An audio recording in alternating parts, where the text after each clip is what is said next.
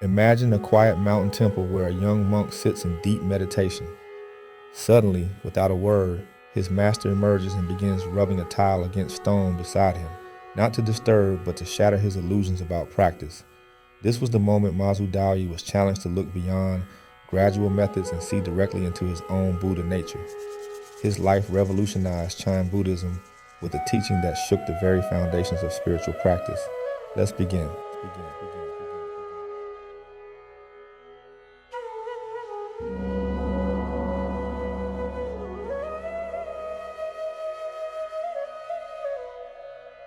In our fast-paced modern world, many of us chase gradual improvements, step-by-step progress, or rituals we believe will bring peace or enlightenment.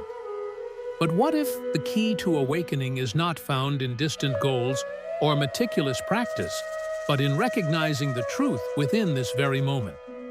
This is precisely where Mazu Daoyi's story and teachings become profoundly relevant. Born in 709 in Sichuan, within an elite gentry family, Mazu's youthful surroundings were filled with the rustling silk of scholars and the quiet rituals of Buddhist temples.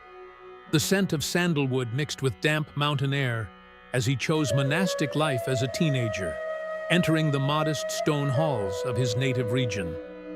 Early on, he studied under several notable Chan masters, but true transformation came when he traveled to Hunan around 735 to study with Nanyue Huairang, a direct disciple of the sixth patriarch Huineng. The story that defines their encounter is striking. While Mazu sat immersed in meditation, Huairang rubbed a tile stone alongside him, deliberately breaking the silence. This wasn't a distraction, but a vivid teaching. Spiritual realization is not about quiet, incremental progress, but about immediate insight into one's true nature.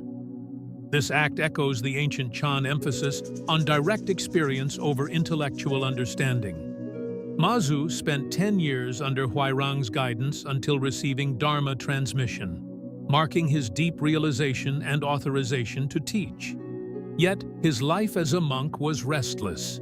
He wandered as a Yunshui monk, itinerantly moving across regions like Fujian, Jiangxi, and finally settling in Hongzhou, near present-day Nanchang. It was here during the Dali era that his reputation flourished, attracting officials, including Lu Xigong, and throngs of eager disciples. At the heart of Mazu's teaching was a radical simplicity. This very mind is Buddha. This assertion pointed directly to innate enlightenment, accessible here and now, not after lifetimes of ritual or asceticism.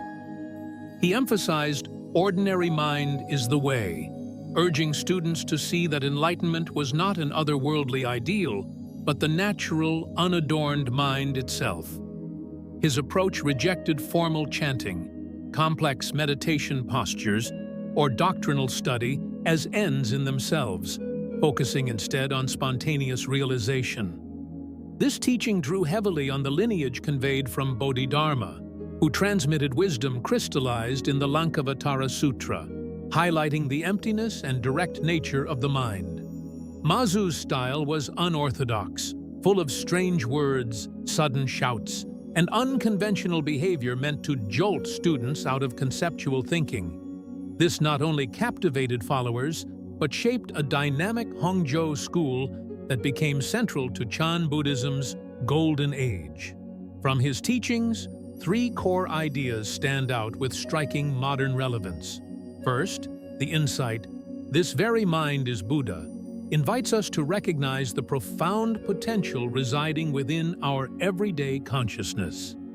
We need not meditate for years or seek distant gurus. Our highest nature is present whenever we let go of distractions and fully inhabit the now. Second, when he proclaimed ordinary mind is the way, Mazu dismantled the barrier between the sacred and the mundane. This means that enlightenment is not a special state reserved for monks on mountaintops, but something found within ordinary experiences, cooking, walking, working, without artificial division. Spiritual awakening is integrated with everyday life. rather than separate from it. Third, his rejection of static rituals and delayed attainment encourages a form of mindful spontaneity. Rather than clinging to practices as formulaic habits, Mazu's approach asks us to be alert, direct, and without attachment to fixed methods. In a modern context, this might mean embracing change with openness rather than rigidity, trusting intuition over prescribed routines.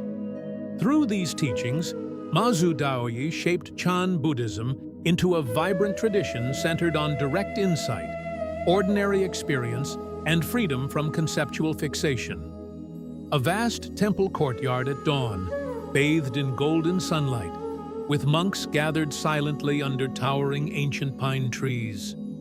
Mazu seated on a rugged rock overlooking mist-cloaked mountains, his eyes bright with serene clarity as the morning breeze stirs his robes. The bustling Hongzhou marketplace fades into the background as Mazu raises a staff, his presence commanding stillness amid the vibrant crowd. Shimen Mountain at sunset, where Mazu ascends peacefully, bathed in a soft amber glow, embodying the calm certainty of realization.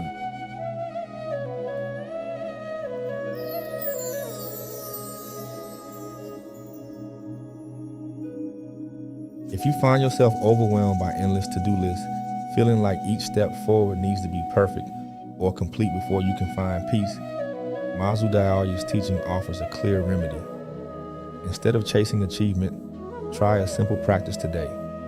Pause and observe your mind as it is right now, without judgment or fixation on fixing anything. Just notice the ordinary thoughts, feelings, and sensations as they arise and pass. Recognize that this ordinary mind is not a problem to be solved, but the way itself unfolding moment by moment. If this insight resonates, join us for more stories and teachings that ground ancient wisdom in modern life. Don't forget to subscribe for weekly exploration of spiritual masters and their powerful lessons. Stay rooted in the wisdom of the ages.